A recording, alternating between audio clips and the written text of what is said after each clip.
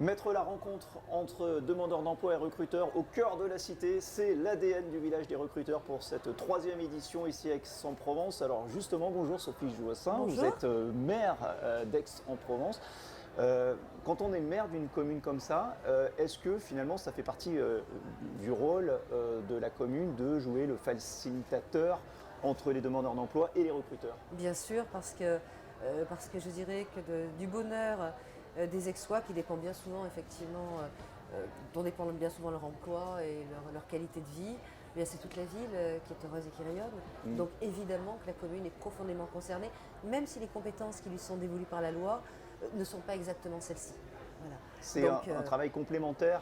c'est un travail complémentaire. Ceci dit, sur la mission locale, par exemple, nous avons quand même une responsabilité importante, hein. Je l'ai croisé Oui. d'ailleurs tout à l'heure.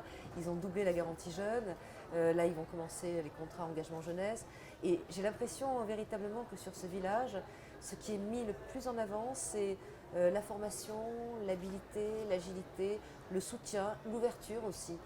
Puisque l'on voit effectivement des structures comme la mission locale, mais aussi comme l'EPID, comme l'armée de terre, comme l'armée de l'air. Et puis le Greta, l'AMU, Sciences Po, et je trouve ça assez formidable parce qu'on se rend compte que le quotidien a changé et qu'aujourd'hui on peut exercer aussi plusieurs métiers dans sa vie et que l'ensemble finalement des organismes sont importants et forment une ouverture. Ce qu'il y a très bien fait dans ce village, c'est cette sorte d'entonnoir comme ça, avec d'abord en entrant toutes ces structures de formation, de soutien qui permettent aussi de rassurer face à un avenir professionnel, surtout quand on est très jeune, et en même temps, après, le monde de l'entreprise. Donc oui, c'est un véritable parcours. Il y a une progression, vous voulez dire, voilà, Oui. en arrivant dans le salon.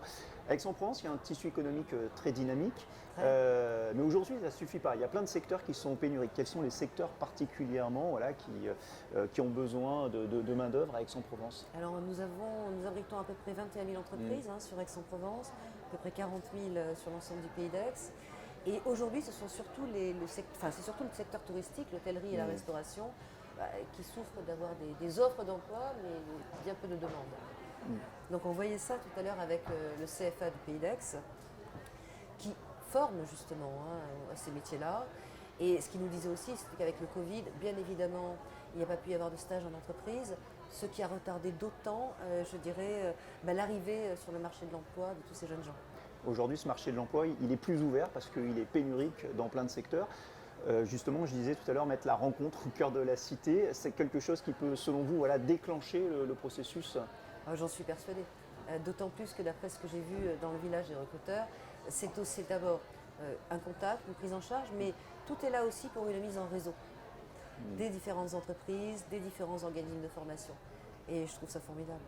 Est-ce que vous, en tant que maire, aussi, il y a une sensibilité particulière sur le volet insertion, justement, des personnes plus éloignées de l'emploi? Bien sûr, on est en train de mettre en place un tiers-lieu sur le Jas de Bouffan, qui sera à la fois sur le monde de l'entreprise, avec Pays d'Aix Initiative, et en même temps sur l'école de la deuxième chance, l'école Simplon, un bureau cinéma, l'univers culturel, un restaurant d'insertion. Et je pense que ce sont ces croisements qui finalement font la richesse d'un parcours aussi. Il y a des pôles de compétitivité aussi à Aix. Il y a un pôle numérique, je crois, qui est en train d'émerger. Ça, ce sont des leviers forts, justement, pour l'attractivité du territoire. Alors ce sont des leviers forts pour l'attractivité du territoire et en même temps ça nécessite de réduire la fracture numérique sur le territoire. La pandémie nous a montré que bien souvent des parents ne pouvaient pas finalement enseigner à leurs enfants qui ne pouvaient eux-mêmes pas aller à l'école les cours parce qu'ils ne connaissaient pas suffisamment les outils numériques. Donc c'est mis en place une entraide, évidemment portée par l'association Anonymal à l'origine. Et si nous mettons en place l'école Simplon sur le tiers-lieu, c'est aussi par rapport à ça. C'est une ouverture vers les métiers du numérique, mais pas seulement. C'est aussi une réduction de cette fracture, de manière à ce que chacun puisse y avoir accès. Aujourd'hui, quand on n'a pas accès au numérique, malheureusement, on se retrouve un petit peu sur le bas-côté, en dehors d'un champ de société qui prend de plus en plus d'importance. C'est un outil de tous les jours. Juste un mot pour terminer, pour revenir sur le village des recruteurs, vous avez fait le tour des stands en venant ici. Qu'est-ce qu'ils vous disent ces recruteurs aujourd'hui? Est-ce que le discours est le même? On a du mal à recruter, finalement le rapport de force il est un peu inversé. Oui, c'est plus oui. le candidat qui choisit.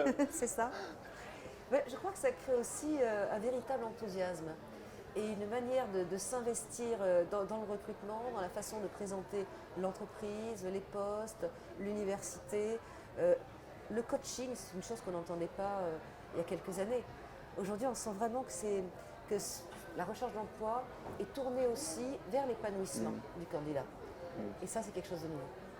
Et juste un dernier mot, en tant que maire, des entreprises qui fonctionnent bien, qui recrutent bien, qui se développent bien, c'est quelque chose, c'est un axe prioritaire de votre action aussi. Bien entendu, bien entendu.